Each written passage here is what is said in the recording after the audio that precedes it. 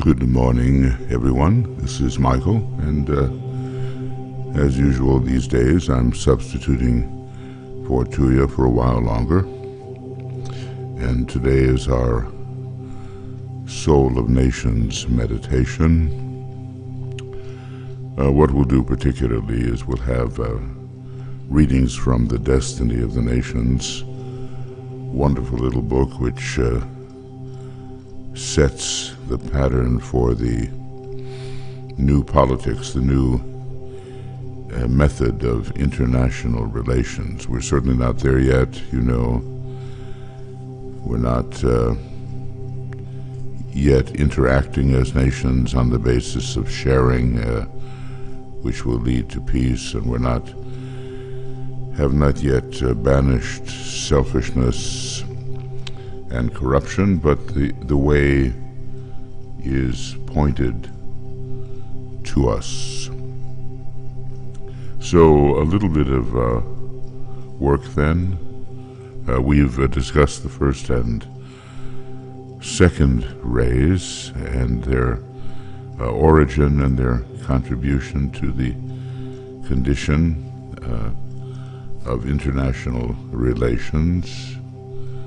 And now, yes,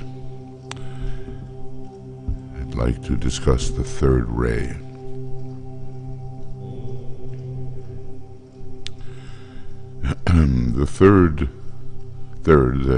The major energy upon which we shall touch here is that of intelligent energy.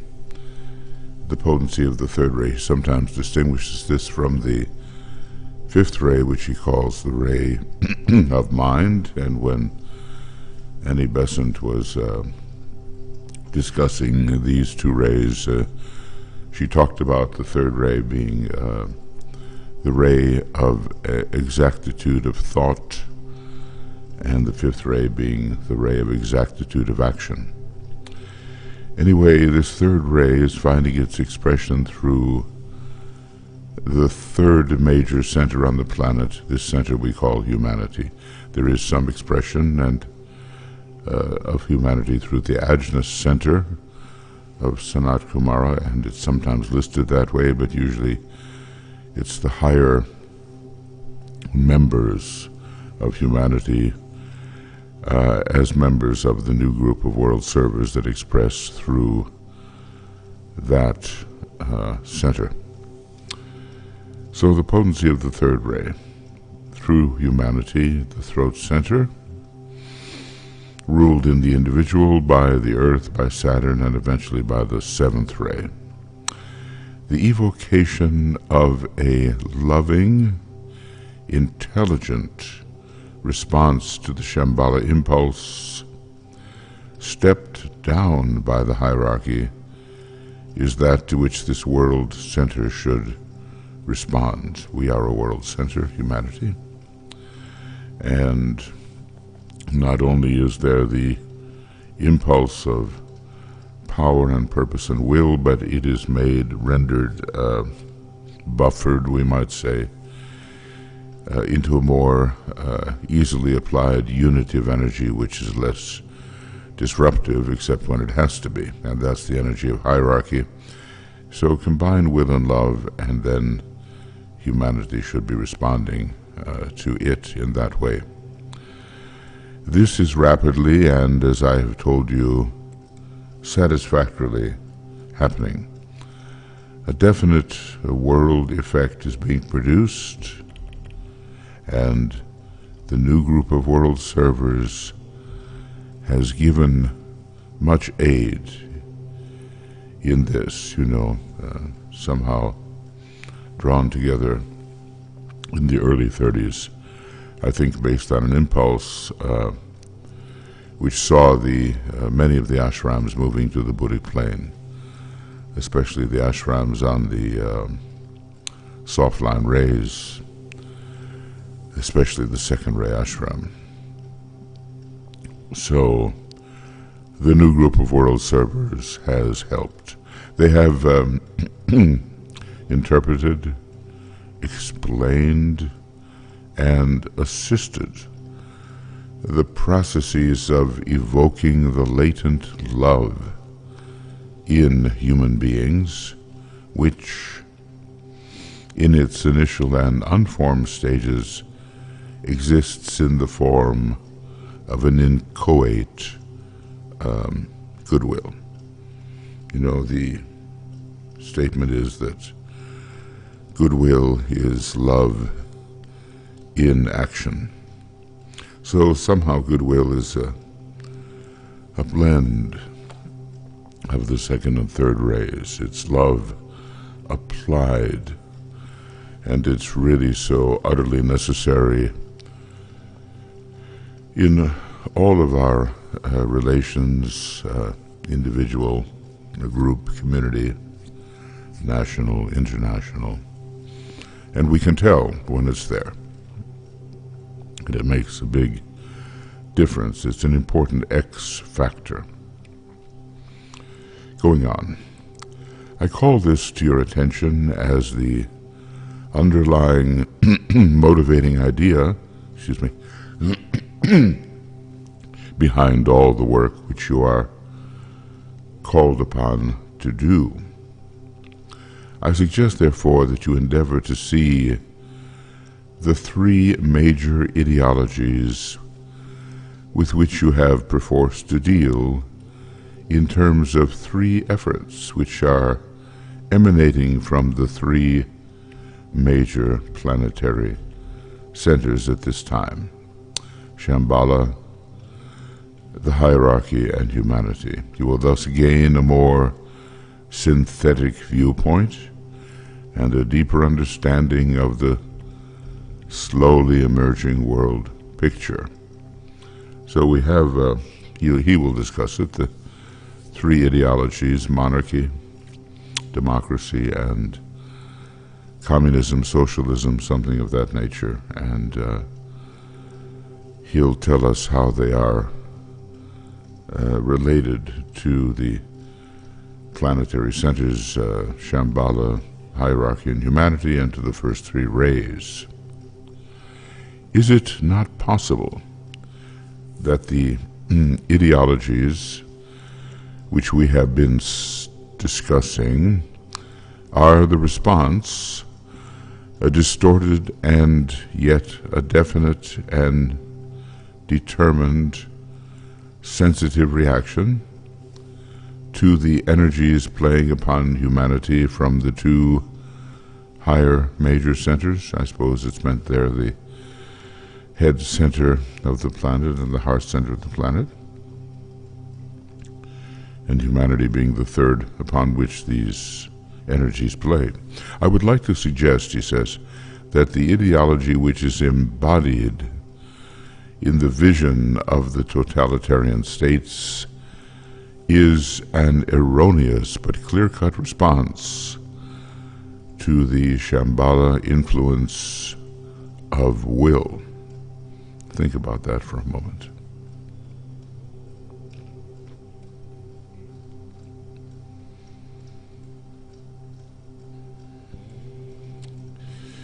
That the ideology behind the democratic ideal constitutes a similar response to the universality which the love of the hierarchy prompts it to express, and that communism is of human origin, embodying that ideology which humanity has formulated in its own right. And one of the key mantras there of communism, and something that will help us recognize its human origin,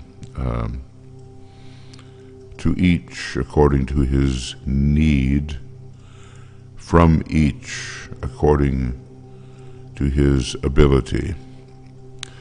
Well, in an ideal world in which people were rightly motivated, I think that might be a wonderful thing.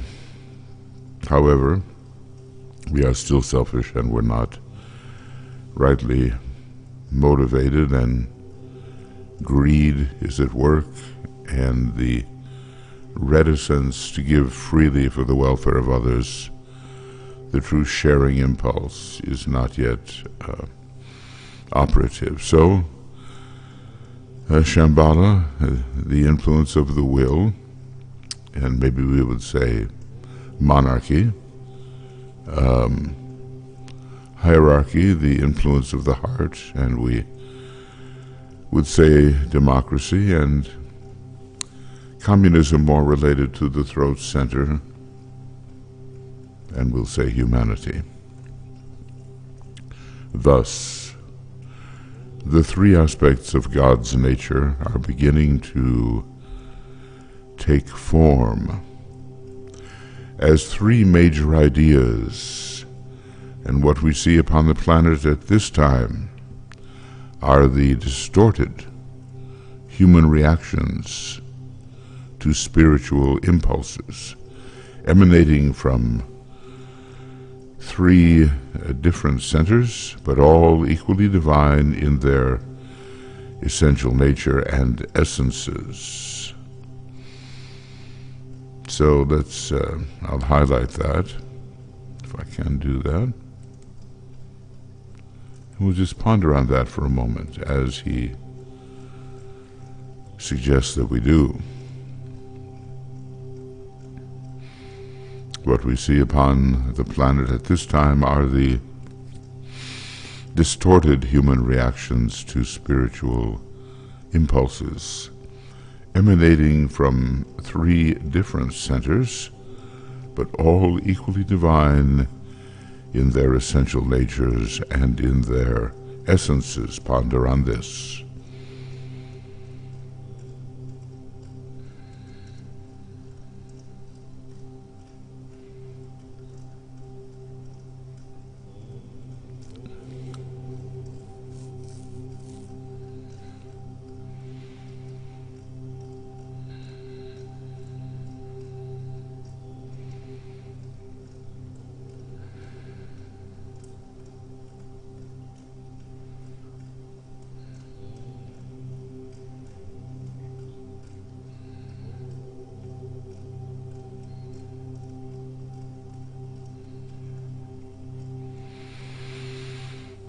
Now, is any one of them more important at this time than the others? And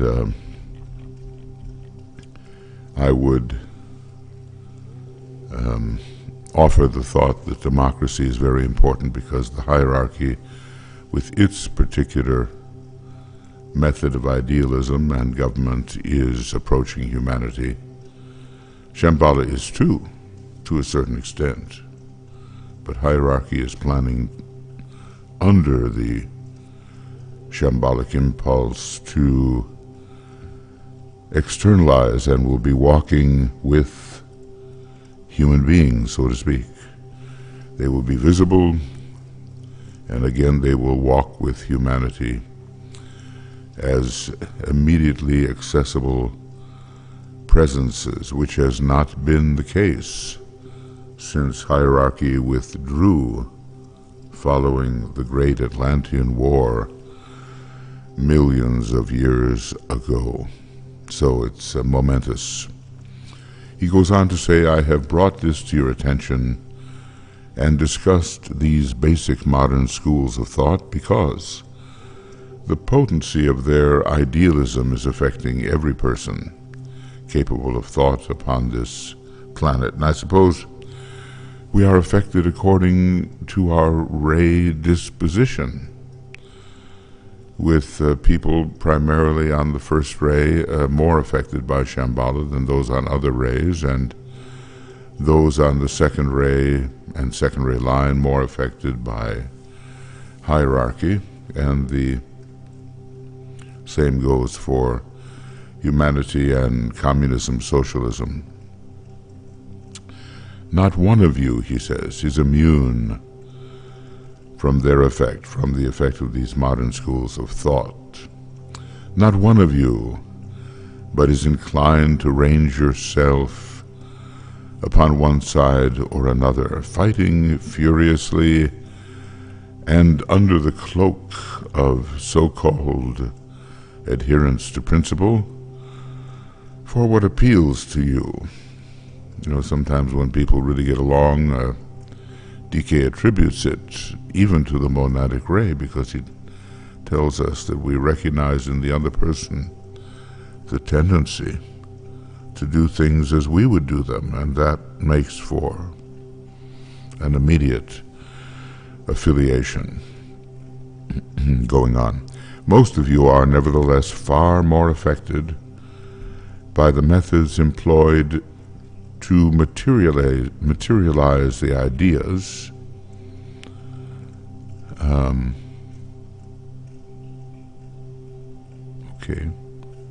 materialize the ideas, and by the quality of their exponents than you are by the ideas themselves. So, you know, we have a more superficial reaction.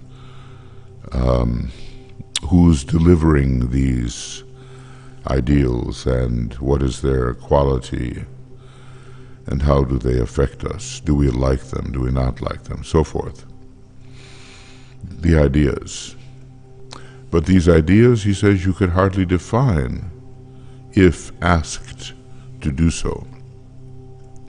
You are affected by their impact upon your emotional bodies, not your minds.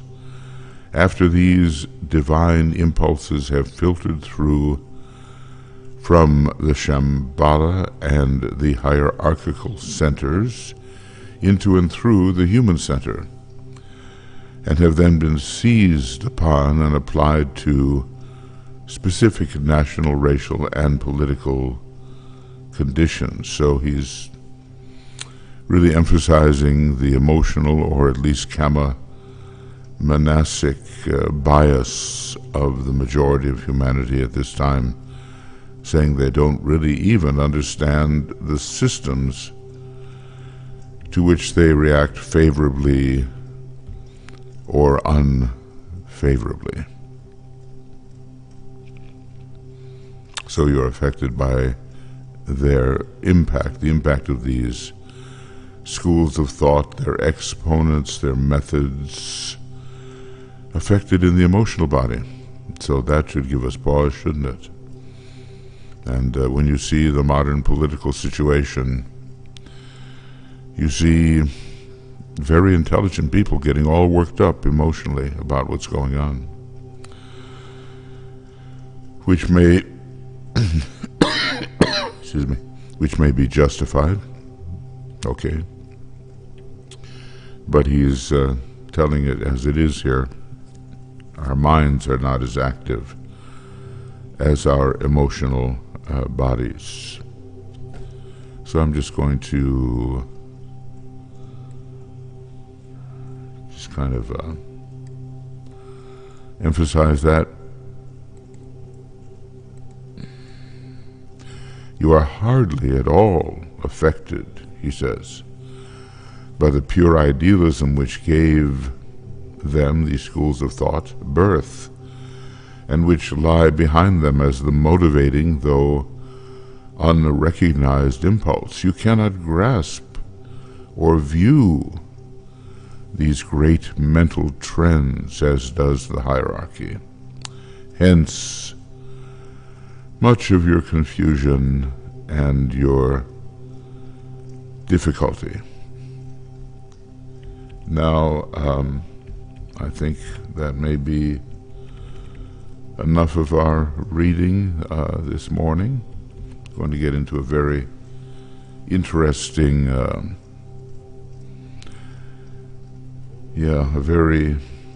interesting tabulation coming up. But I think that we've done enough for right now. And this is not words, so I have no idea whether this method works. It doesn't really. Okay. But what I will say is that that will be next Saturday, and it'll be in the evening. So it'll be August the 10th. The 10th. I have to check the full moon dates there, just make sure that we're not colliding. So this is okay. So this is 3, if I can. I see what the problem is.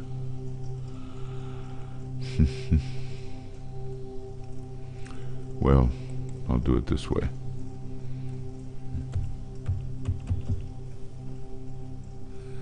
Uh, 3 August 19, and of course, wouldn't you know it, it won't work for me right now. And we'll see whether I can make it work. 3 August 19. And I'll worry about the other factors a little later. And then we will resuming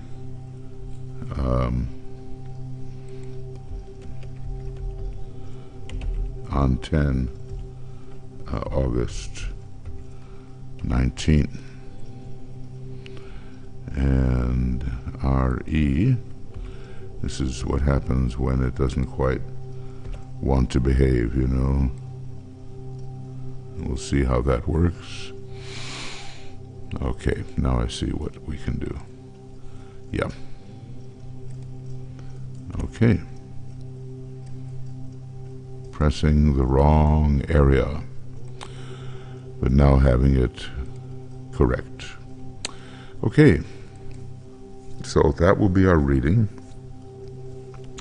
And we have a few little hints that monarchy comes from Shambhala, or at least the imposition of the will, and the democracy is a more heart response from hierarchy, and communism from humanity. We'll pause now and get a little bit into our meditation and just focus on that. It won't be a long meditation today, but it is an important one because we really are faced across the world with the misunderstanding of autocracy, monarchy, the imposition of the will, and the need for a true democracy, or, well, let's say more practically, a republican form of government, a representational form of government. Perhaps in very big countries that's the way it has to be. So we absorb the light. We let the light enter.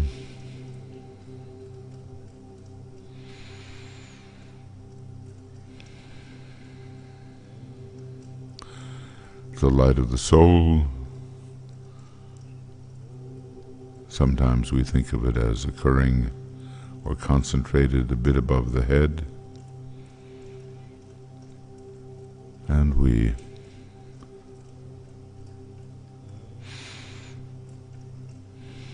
breathe it in. And we realize that all of our work is in cooperation with the head of the hierarchy, and in a way we might almost say the heart of the hierarchy, the Christ.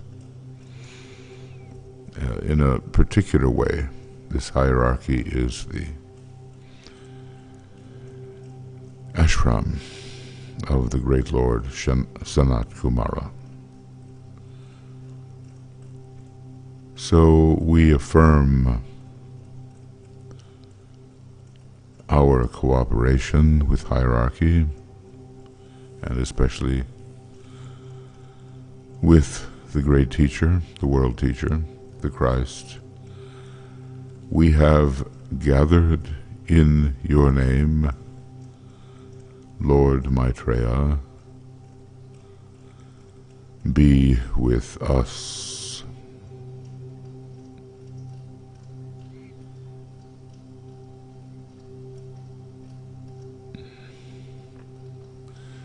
And when you think of the Christ and his closest co-workers, his students, the masters, you wonder if they ever rest. I remember Master K.H. saying at one point, I think through the Mahatma letters, that for them, a meditation was their rest, their holiday.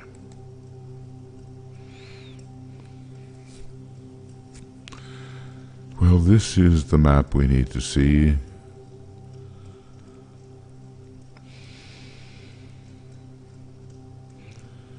And we're working out various experiments through the different nations with their different cultures and ray expressions and their different racial and sub-racial types.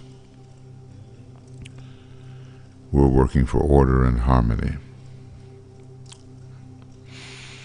and mutual support between the nations. Let's just think about that. Harmony and mutual support among the nations, thinking, beyond our own national borders. It's like the transition from egotism to group consciousness. We ponder on that a little.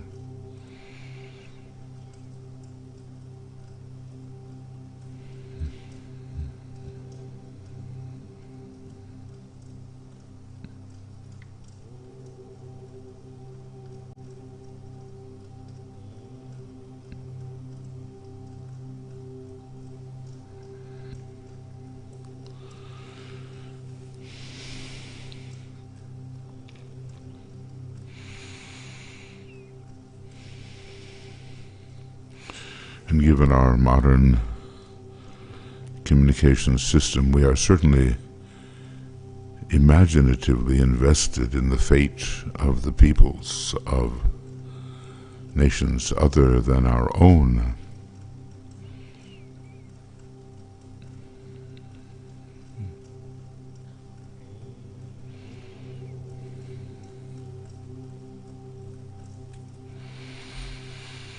Our minds can scan the world, and both imaginatively and through the media we are there, working with humanity as a whole, working to bring forward not only the soul of nations, but the soul of the human race.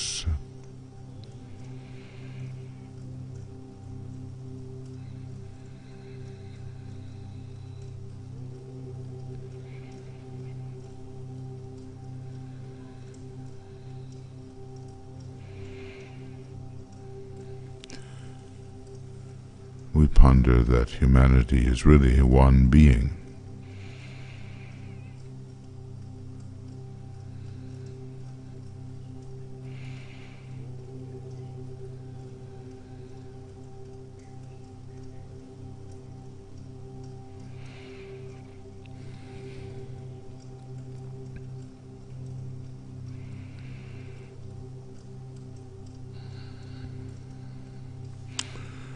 We refuse to divide nation from nation, and we realize that to a certain extent so many national boundaries are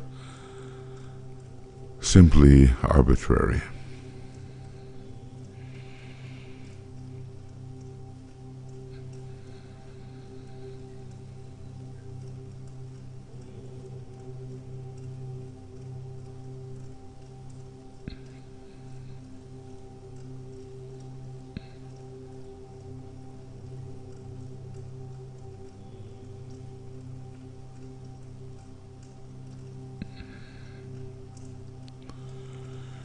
Well, what is democracy really? Let us ponder.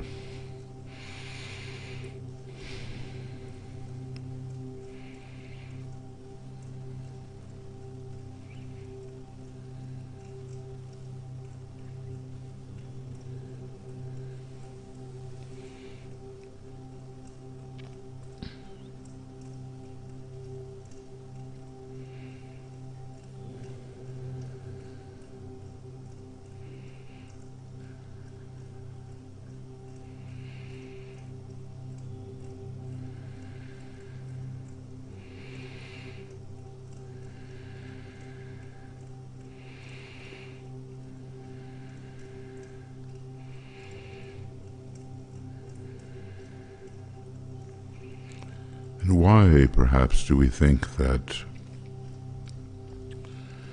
democracy, sponsored as it is by the hierarchy of our planet, spiritual hierarchy, is so important?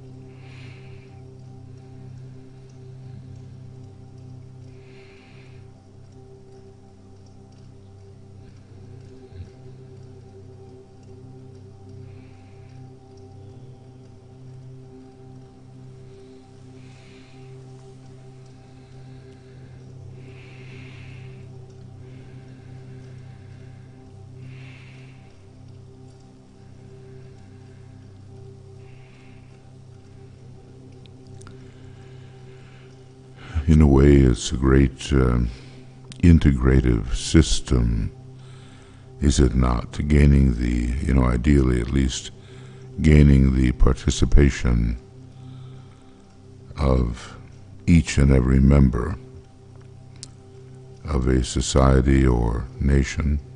Of course, that's the ideal.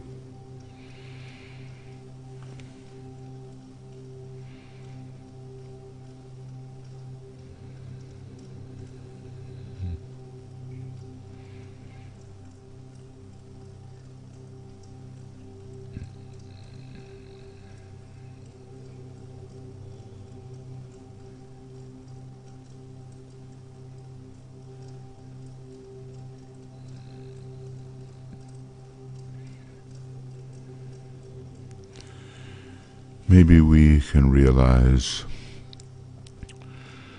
that the divine will and purpose, as expressed through the divine plan, works out through the many little wills of human beings, the little wills of men, as it says in the great invocation, and that we would not find the wholeness of the divine will purpose unless the many little human beings each had their say. Of course, desire and will here combined together. Many people are voting their preference simply on the basis of desire, and desire is such a strong factor. When really strengthened, it works out as will, but everybody's carrying a little bit of the divine intent.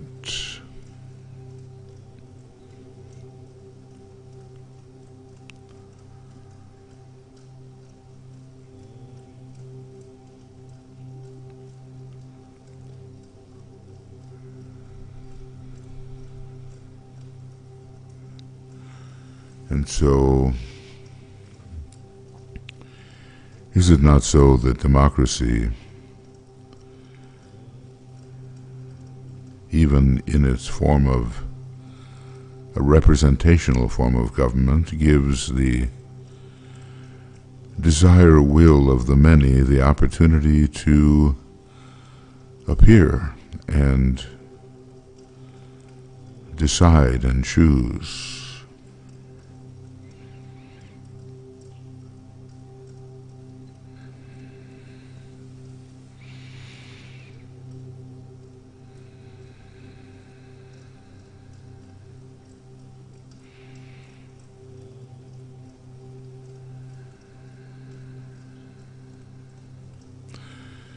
And how is it, do you think, that we can, given the tendency, the recrudescence of authoritarianism, fascism, dictatorship, given that recrudescence,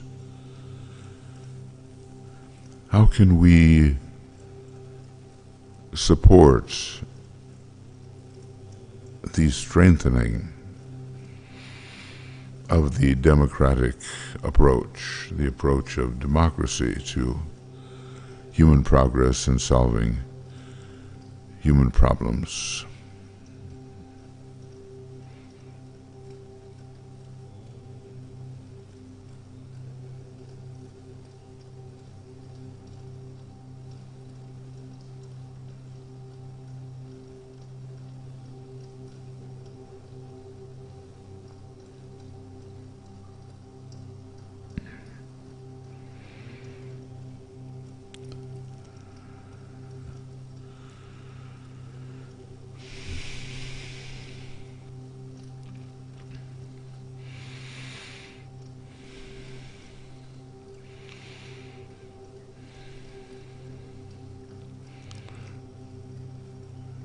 May it not be that education is terribly important.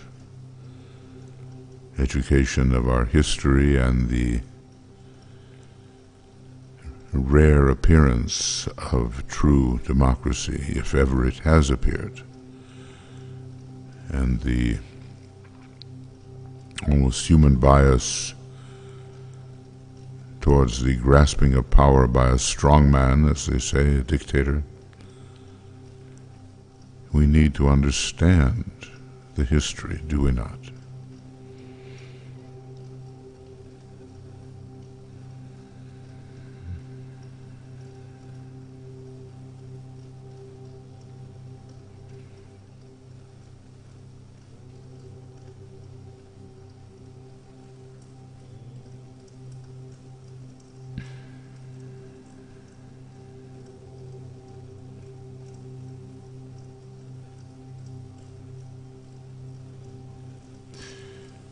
I would say, friends, that much meditation is required of us because it is the soul of nations and the soul of humanity as a whole. These are the factors which are emerging. And there is great responsibility in this emergence. And people must realize how important their particular say, their choice, is in advancing the soul of their nation and, in a much larger context, the soul of humanity. So let us look at modern occurrences in the political social field in terms of the welfare of democracy, so that we can make sure that the divine purpose, will, and plan manifests via the many little wills of the many little people. This is so much what we need. and our internal work is extremely important.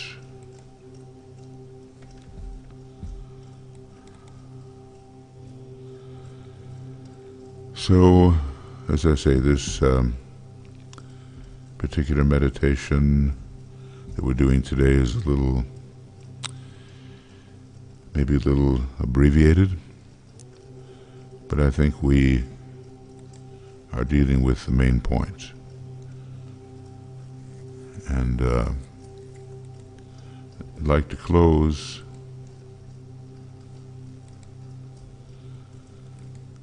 with the great invocation. The plan is encapsulated in the idea of the descent of the light from the higher worlds, the love of the higher worlds of hierarchy, and the will, light supernal, love eternal, peaceful silent will of the head center of our planet, and then of course the working out by human beings such as you and me, both subjectively and objectively, of these higher impulses. And the encapsulation of the divine plan is right here in the great invocation. So let us speak of it and sound it together, realizing that it summons a condition in which the humanity of the future must live.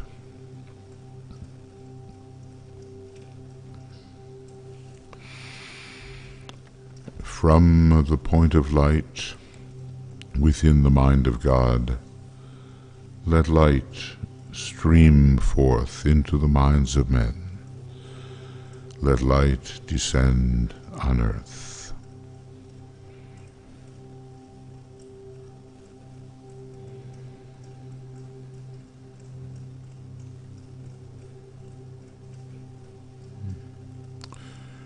From the point of love within the heart of God, let love stream forth into the hearts of men. May Christ return to earth.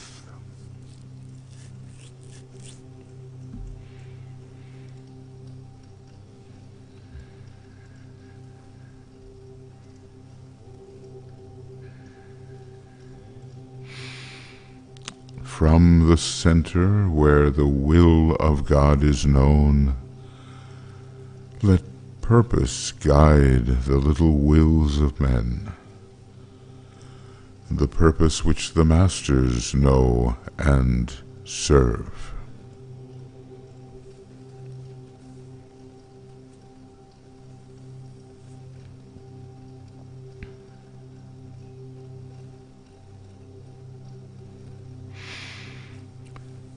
From the center which we call the race of men, let the plan of love and light work out, and may it seal the door where evil dwells.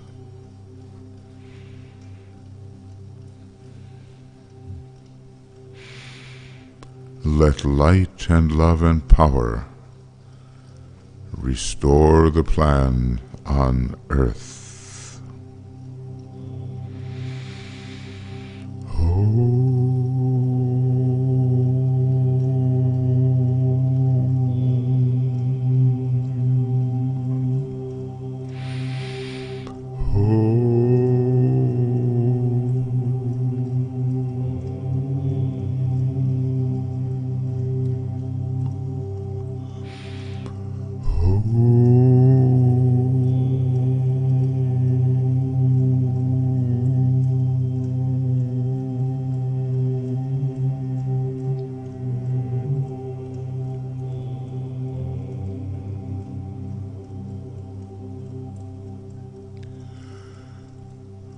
Well, friends, thank you for joining us, and we'll give some attention to democracy. It is the main thing at the moment. But also we'll think about socialism, communism. In early Christian days there was a lot of that in a much purer form. Of course, things can only be so pure as the people who execute them. And then perhaps something more difficult, the value of monarchy and whether humanity is at all ready for that. We have these constitutional monarchies, yes, but we also have the abuse of monarchy in the past, a severe abuse. So we'll look into these things as we read along in the destiny of the nations. And tomorrow we'll be, also in the morning time, we'll be talking about the attraction of financial resources for the work of the hierarchy, that is, the coming externalization of the hierarchy and the reappearance of the Christ. So, lots of love, many blessings from Tuya and me and from all the organizations here which are attempting to bring forward the ageless wisdom for the expansion of human consciousness, for greater light, for greater love, and somehow the ability to express the will to good, sacrificial will leading to the will to good. I'll be putting this up on Makara very soon, so please do feel free to share it with your friends and let them know what we are doing. That's how the word spreads. We must advance the ageless wisdom in this 21st century so it can win the day, as Blavatsky said, by the end of the 21st century. Okay, bye for now.